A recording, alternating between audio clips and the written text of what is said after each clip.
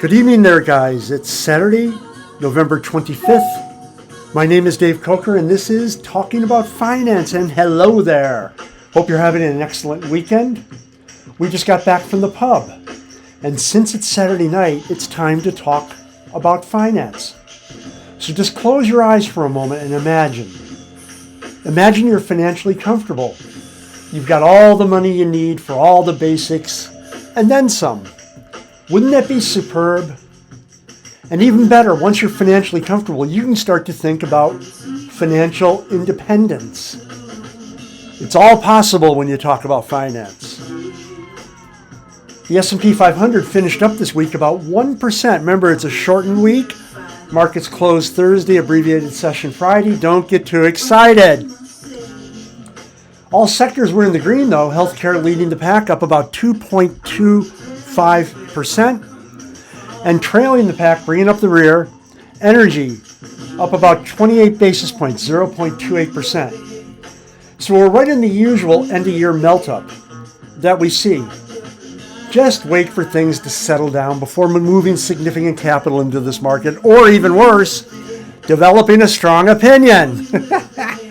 I'm still very cautious.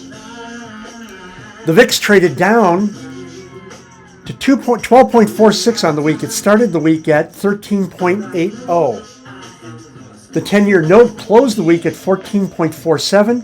It's up some 4 basis points on the week and up 60 basis points year to date. Oil closed the week at $75.81 a barrel, down about 0.1% on the week and down about 5.5% year to date. So strong tailwind pushing inflation down, I should say. We're still waiting for that Bitcoin ETF. It's coming, but so is Christmas. And of course, yesterday I bought Bitcoin. It just seems to be bouncing up and down all around the past few weeks. And I can't help but wonder if some of the ETF issuers aren't buying now to get ready, trying to seed their fund for the launch. Who knows? So let's find out what me and my buddies, some 50 or so finance professionals from all around the planet, talked about last week. And in case you don't know us, we are Global Wall Street. And between Telegram and our personal networks on LinkedIn and WhatsApp, we know everyone, absolutely everyone, in global finance. And this week we're reporting from Wall Street.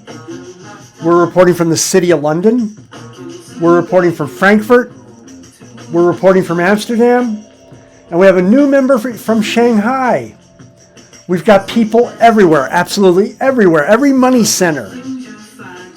So let's go. 7 slides for 7 days. And it's such a great night that after I'm done talking about finance with you, I'm going to go downstairs and bug my wife to talk about finance. Hey, wild night tonight, eh? Okay, guys, this is something really fascinating. Now, people don't really pay enough attention to what the fixed income market is saying. And there's the expression about smart money, dumb money. Dumb money's in equities, smart money's in bonds. I pay a great deal of attention to what the fixed income market's saying. I used to work in a government securities bond trading floor. I wrote models to price U.S. government securities. And the bond markets are telling us something. When you see the 3-month T-bill trading at levels we haven't seen for over 20 years maybe, then it's telling you something.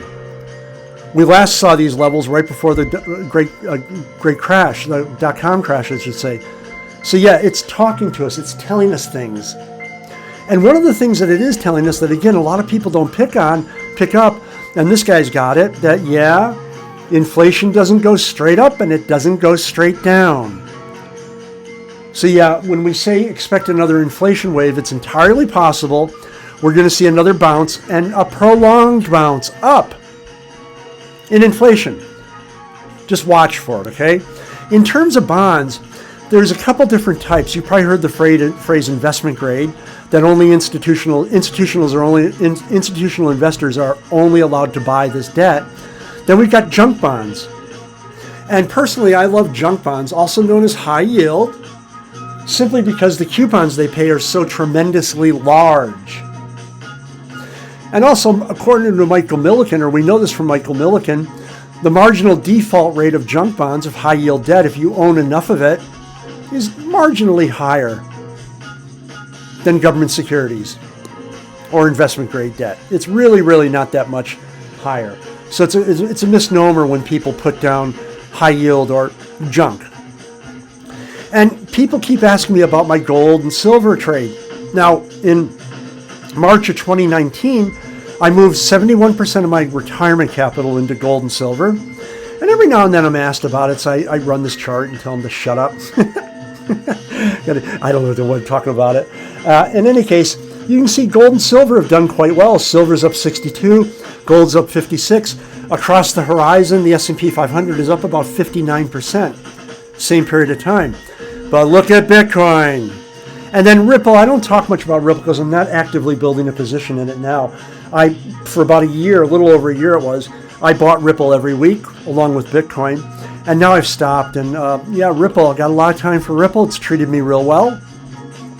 So yeah, I do like these assets. And people ask about it, so I feel compelled to just let them know what I'm up into. And really, this is the chief operating officer of Robinhood. And you got to wonder what's going on here. We're starting to see the emergence of meme coins. Remember meme stocks? Now we're seeing meme coins. Guys, no. I don't care how much Yahoo insists crypto's going mainstream. You do not want to buy a meme coin. If you've got the itch to buy some crypto, God bless you, I understand it. Buy yourself some Bitcoin. If you really don't want to do that, maybe you've got unit bias and you can't see yourself buying a part of something that's, $38,000. I don't understand, but yeah, some people have it. Then go ahead and buy yourself some Ripple, less than $1 right now. But yeah, don't be going into any meme coins. Don't be doing that at all. And when we look at Bitcoin, and we can see we got the last 4 cycles here,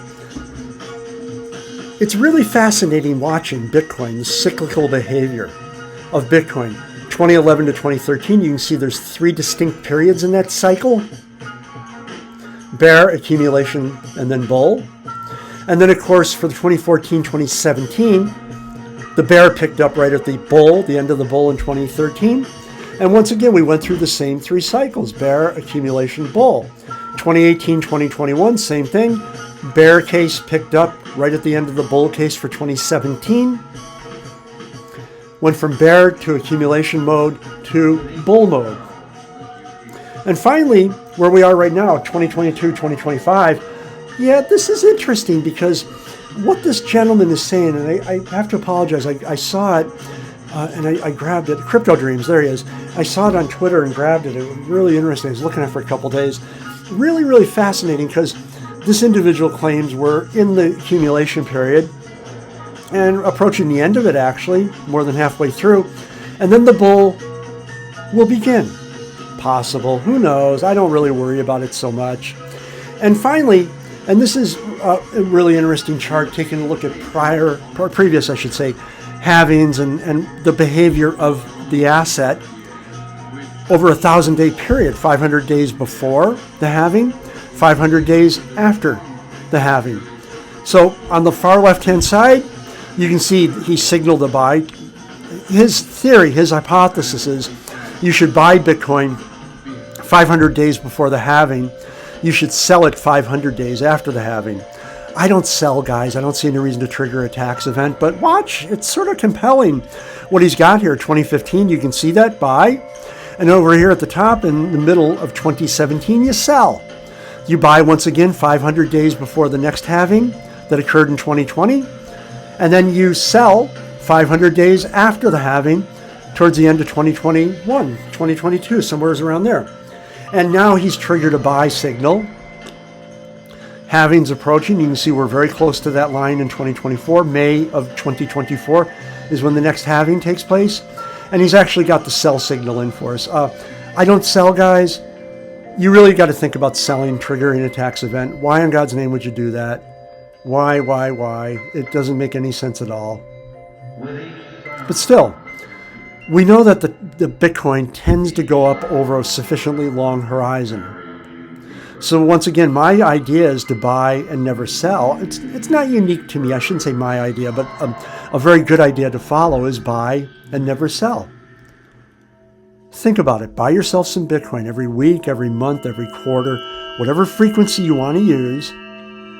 Buy Bitcoin, hold on to it, never sell it. It's a very simple strategy, a very simple way to build wealth. All right, guys, that's it for this evening. I hope you enjoyed it. You're going to have a wonderful week coming up. Fantastic week. You're going to make money. Just engage the markets positively. Be careful with that. Whatever you're doing, be very, very careful. And rock and roll, guys. Take care.